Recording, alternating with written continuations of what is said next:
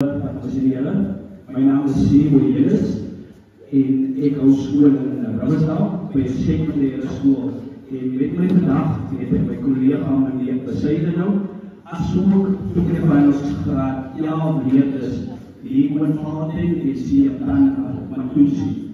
Eerstens wat ek luister, wie van ons jeug is in sekondêre skool? Kan jy ons nie asseblief? Hoërskool, sekondêre. Oké, ek wil net luister by som van julle. By watse sekondêre skool is jy? Hoeveel gewinsel? Hoeveel leerders is julle in 'n klas? Oké, wie was jy alleen? Watse sekondêre skool is jy? Hoeveel leerders is julle? 43. Oké, wie was daar nog? Wat is sekondêre skool? Sekondêre. Hoeveel leerders is julle in die klas? Oké, so ons almal kan sien dat by sekondêre skole het ons sukkel met 'n probleem oorvol klasse. En dit is een van die punte wat ek wil aanraak in my toespraak. In die begin van 2025 het die WKOD, soos Andelia gesê het, 2407 onderwysers laat gaan. Ons skool het nie self hierdie probleem ervaar, maar ons simpatiseer ons kollegas. En dit is 'n groot tragedie wat ons as die wetenskap mee sit. Soos julle kan hoor, sit ons met 42, 40, ek tans by die skool. My grootste klas wat ek voor klas weet, is 56 leerders. Ons as opvoeders sukkel met talle uitdagings wat ons op 'n daaglikse basis in die oog staar.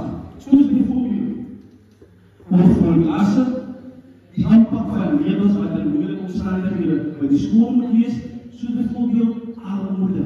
Ons almal het nie geld nie. Ons almal sukkel. Soos aan die nog gepraat van die statistieke. Waar is dat hier? Ek sê julle ook. Aan die het vir ons die statistieke voorgehou en gesê vir ons dat soveel prosent van ons jong mense matrikuleer, maar waar toe gaan hulle? Nou, klasse plaas toe, of nou gerechtse plaas toe. Hoekom gaan studeren in die verder? Waar begin die probleem? En dan is een van ons grootste uitdagings by skool tienerswangerskap. Tienerswangerskap staan ons elke dag in die oor. En ek wil praat omdat ek in die sekondêre skool is en my kollega meneer Besuiden kan die sekondêre. Laas jaar het ons met die geval gesit dat ons 21 met 'n korreksie meneer Besuiden, met 'n korreksie 21 leerders het wat swanger was. En my vraag as opvoeder is, waar is die kind se ouers? Ek is 'n jong man, ek is 24 jaar oud, sien van hulle leerders. En dan vraag ek myself, waar is die ouers, kinders se ouers? Kan ek met bewusmaking oploop, kan ek sien wie is ouers van kinders wat in sekondêre skool is, of net van kinders wat in laerskool ook is, want die probleem kom maar by die laerskool in. Graad 7 kinders wat experience so many women. And firstly, sorry, I didn't apologize. Apologize for giving my speech in Afrikaans because the organizers told me that I must give the speech in Afrikaans. So apologies for that.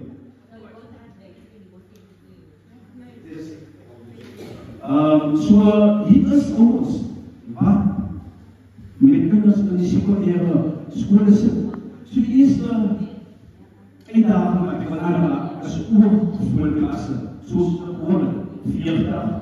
Ons het nie gewoon van 30, 20 en hoe lekker is het opvoeders wat vir kinders skool gee, 20, 30 kinders. Hoekom is het lekker? As er een van die jeugd wat vir my kan Hoekom dink julle is dit sal dit vir die opvoeding so lekker wees om kinders om 'n klas te gee van 20 leerders? Enige?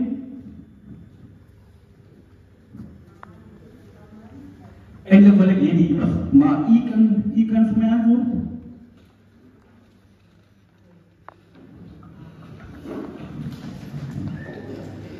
Goeiemôre almal. Ek is Priscilla. As jy minder kinders in die klas is, kan jy vir hulle meer aandag gee en jy kan meer fokus en jy kan meer sien wie sukkel. Maar as die klas vol is, kan jy gelyk doen. Baie dankie. Kan ons vra Priscilla? En die eerste ding wat aan Priscilla genoem is dat oorvorderlikse.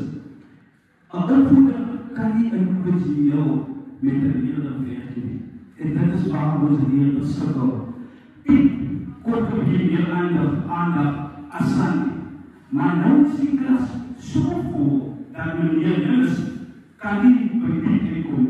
Meneer Jennis moet op die hele klas fokus. Want as jy genoeg tyd, as jy genoeg banken, of as jy genoeg die kosten as jy besteed, as jy genoeg tyd voor meneer Jennis om nog by die doel te komen. En dit is waar we ons besukkel. Dat kan ook die disciplinaire problemen verwachten, aangezien dit moeilijker is om een grotere klas te leren. Het is makkelijk voor een onderwijzer om 20 kinders in de klas te en te zeggen, luister, why? Allemaal is stil. Maar het is moeilijker voor meneer Jennis om te zeggen, van 56 leerders, bly stil. Hoekom? Want Piet Sanne gaat nog achter die klas fluister. En dit maakt het moeilijk voor de opvoeders om een klas te geven. Gebrek aan persoonlijke interactie, dat is ook praten, tussen onderwijzer en leerders kan academische prestaties negatief beïnvloeden. Vooral voor leerders waar extra hulp nodig is. Want ons allemaal is hier bestemd. Ons allemaal is uniek in ons eie wijze. So, Piet het elke bietjie, net so 'n bietjie extra hulp nodig om my vak te slaag. Maar omdat meneer Jennis sukkel met 56 leerders, kan meneer Jennis ongelukkig nie aandag gee vir Piet. Dit is aansien. Dit geef my aan ook. Maar wie kan we hier voor onderwijzers reisende admin? Zo waar moet ik die tijd vinden om voor Piet een beetje aandacht te geven? En het is aanzien. Zo hoe lossen we dit op? Hoe lossen we dit op? Dat is een vraag. En dan die naar het gaan doen. Het is niet als ons jeugd gaan opstaan tegen die problemen. En wie is die problemen hier gegaan? Wie heeft mijn collega afgedaan? Wie heeft gezegd voor mijn collega ongelukkig bestaan met jou om voor jou te betalen? Wie? Een van die jeugd. Wie heeft van hen gezegd? Wie? Die weer houden hier. Zo, wat moet ons als jeugd doen? Ons moet zien. Nee, wie houden hier? Jij moet eerder opvoeders aanstellen als om opvoeders af te doen. En hoe je opvoeders in de school gaat wees, wat gaat het maken? Minder kinders in de klas. En dit is die doen. En dan staan we ook een probleem. Die aanpak wat die leerders in moeilijke omstandigheden op die school moet wees. Onze leerders van bescheiden plaatsen afdoen, van die afgelopen 2 weken, die dan elke open was. Of die wetenschap, of wat de situatie is. En wat weer daar die leerder mis die eerste 3 woorden, die eerste 2 woorden. Het gaat moeilijk wees vir hy leerder om hy 2 woorden in te hou. En dan sukkel ons ook met armoede. Armoede lei tot verskeie probleme. Armoede lei tot leerders die skool leer. Ons by ons onderwys altyd betekent extra slaag. Laat ons school is benedisch. Maar als het voor jou is, hoe kan je leerder school leren? En dan ons En dan studiemateriaal is ook groot probleme wat ons mee sukkel. Gelukkig gee die WKO vir voedingsskema. So daar is op die pad. By ons school, ek pak nou spesifiek van die school, die persoon van die school in Woester, kan hulle vir my sê, die voedingsskema, gele in die ooghulle, af. Right, Woester? Ja. Sorry? Nee. So, soms skole gee, ander skole gee nie. En wat veroorsaak dit? Piek om honger van die lees. As jy pak vir piek is skole. So wat moet piek vir die eerste rede verloor is, om het lichter maak, sit in die skole. En moet sit waar daar wiskunde gegee word, geografie, die collega wat saamwerk is dat, hy gee geografie, so hy is vakker wat jy moet fokus. Maar ongelukkig kan piek nie fokus nie, want piek is honger. So, dan sê dit in my studiemateriaal. Studiemateriaal is baie belangrijk, dis in oorlooie en skryf in besluit. Ongelukkig en soms van ons leerders nie alles dit. En ek kom nou by ons, vergeet my ons, ek kom nou met ons, maar kom. Soms van ons leerders het die pen, het die iets om mee te skryf. Soms kan ek goed kan help, maar daar sê altyd hoe jy ons kan help. So, dit maak het moeilijk die kind om die werk te hê, en automatisch raak die kind achter. En wat die kind achter is, kan die kind nie leer vir die examen. En dan kom ek by die probleem van een goeie kursie is. Nie net vir ons as opvoeders, maar ook vir die ouers. En my rede is dat dit veroorsaak groot stres vir die ouers ook. Hoeveel jong meisjes in sekundêre skole dames, kan julle dit aan ons nie kom is by? Jong meisjes wat in sekundêre skole is, sê primêre skole. As jy in sekundêre skole. Ek het een van julle kan nou net gesê, is in Woester sekundêre. Ok. Maar tienerswangerskap is 'n groot probleem in ons gemeenskap. Want wat doen ons gemeenskap by die huis? Hoekom? Mami en papi praat nie oor seks nie. En dit is goed wat ons in die daaglikse basis moet hoor. Met ouer en sy praat opvoeding en daar is som van die eenhede wat hulle praat oor seks. Maar dit is dus nie alles nie. Hierdie goed moet by die huis praat oor. So, wanneer tienerswangerskap kan dit 'n akademiese prestasie en toekomsplan benader. Omdat hulle dikwels moeilike toegang het tot die onderwys en welbehoud. Die swangerskap kan lei tot verlaagde motivering, want as jy sien meer die jonges hernie, jy het nou 'n klein jonges in jou maag. So, jou motivering is automatisch laag. En dit kan oorsaak dat jy in die school gaan, jy wil sê, mami, ek gaan my huis bly, omdat die kinders erven. Omdat die kinders doen vir my naam. Maar, dan kom ons terug. Wie se skuld is dit? Waar het die probleem ontstaan? Dis hoe ek sê, so dat die leerders, jy moet introspectie doen. Introspectie is wanneer dink oor jouself. Jy doen goed wat vir jou negatief ontpak of jy ons punte is punte. So, waar het die probleem ontstaan? By myself. Want jy het verkies om swanger te raak. En so van die jong meisjes kan jy blameer nie. Ek kan die jong man nie by te blameer, oude mans, alles. Hoekom? Want hulle beloof jong meisjes sekere dinge in die lewe. En dit is waar die tienerswangerskap ontstaan. En wanneer die jong is swanger word, wat gebeur? Hy is weg. Nee? Hy is weg. So, en dan, wie sit met die, as jy gesê het, wie sit met die sak, patats, en die jong meisie. Die ouer moet nou so van 'n kind wat 'n kind verwag. Hoor ouers my. Die ouers moet sorg vir die kind wat 'n kind verwag. En is dit reg? Is dit reg? So, daar is die grootste probleem wat ons besikkel. En dit is, nie een van ons ouers leer die organisatie te gaan doen dat. Nee, ek sê goed tussen hulle vriende hulle opdeel. So, hoeveel my is dit ouers?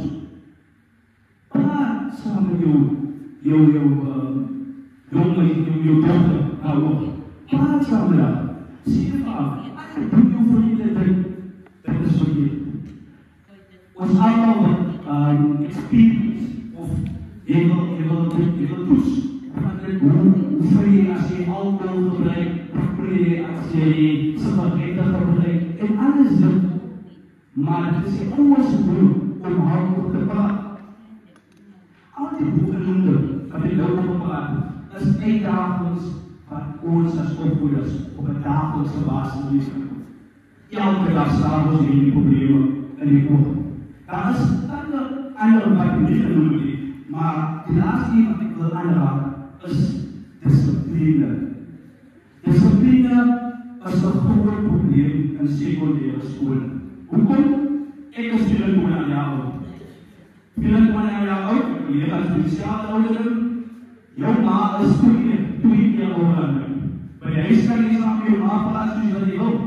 Jy sê van sy, jou, daar, alles. Nou kom ek by die skool. Nou sê ek vir jou, bly stil, trek aan jou skoolsersie, jy mag nie dit nie. Nou voel jy as juf. Meneer, sy gaan nie van my sê. Hoekom? Want ek mag het by huis doen. En omdat ek mag by huis doen, nou voel jy dat dit is weg. En dit is wat ons op die dagelijkse basis mee sukkel. Ons vier Human Rights Dag, Mensenrechte Dag, Freedomse Dag. En enige leerder kan vir my sê, of enige iemand wat weet, wat se reg het hulle by die skool? Verskye reg, wat is die primaire reg wat jy as leerder by die skool het?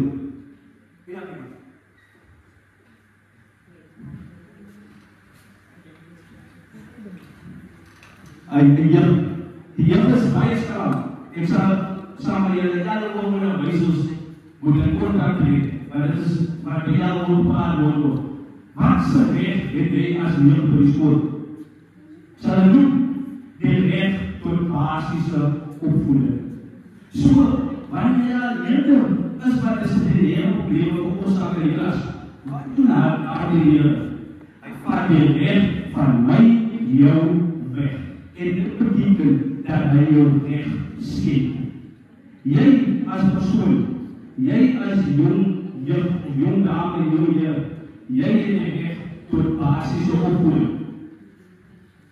En dan kom die klas, hy wil die klas omkeer en veroorsaak dat jou reg geskep word.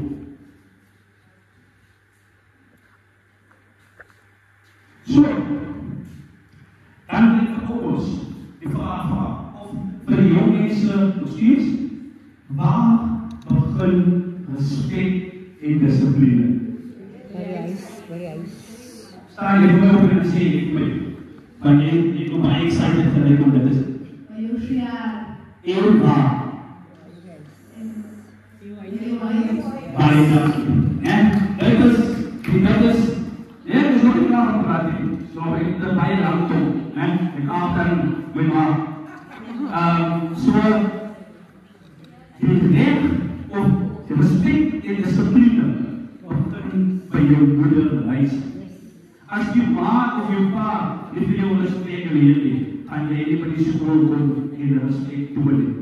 Respect, ek het nou die dag praat so met my eeuwige van onvulling, praat ek nou die dag saam met my leerder, maar die ander leerder kom en kom, meneer, ek praat saam op, my doen, ek praat saam op persoon. En hier kom meneer en meneer. En ek het daar eendag op die vraag gesê, wanneer iemand met iemand praat, wacht jy tot die persoonkraagapparaat is. En dit is 'n basiese iets wat ons ouers moet leer. Meneer Dennis het nie jou geleer. Jy's graad 10. Meneer Dennis het nie jou met nou te leer. Maar as ouer voel jy dat by skool staan jy dan as jou pa, jou ma, 'n voer of whatsoever. En as ek vir jou kan leer om te bid, dan leer om asseblief en dankie te sê, sal ek dit doen. Ek sal dit met die grootste plesier doen, maar ek weet as jy in die skool stap, graad 12, dan gaan jy ook nou, meneer Dennis het vir my geleer, asseblief en dankie. En hy is goed dat jou vrienden gaan leer, respect, as jy iets wat deel op jou opmaak. Ek is 40 jaar oud, maar ek sal nooit, ek sal op die school sê dat alle toekomst, antie of oom, want hy is ingedrul. Nie ingedrul, ingedrul. Maar, wat se verloos nou nie? Ouers is bang om hulle kinders te slaan. Die Bybel praat van dit. Die Bybel sê, my die boomie is jokkers. Maar, ouers is bang om hulle kinders te slaan. Ek sê nie, dat jou kind dat jou kind in die hospitaal opleiding. Maar daar is 'n manier die jou kind kan toch, sodat hy besluit, my broer kan leer. So, ouers, die vraag is vir die stel. Jy kan in persoonlijke tyd antwoord, soos jy nou sit, beantwoord, maar die vraag is gemaak vir jy. Het my kind respect vir my? Het my kind discipline? En pas eens kind hierdie respect en discipline toe by die skool. So dan wil ek met die laaste woorde afsluit van Tata Madiba. Education is the great engine of personal development. It is through education that the daughter of a peasant can become a doctor. There is no mind worker can become the head of the mind. There is some of farm workers can become president of this great nation. It is what we make out of what we have, not what we are given, that separates one person from another. So ouers, vaar jouself af. Wat doen ek? Aan Regina, wat doen ek sodat my kind 'n goeie toekoms kan hê? Baie dankie vir die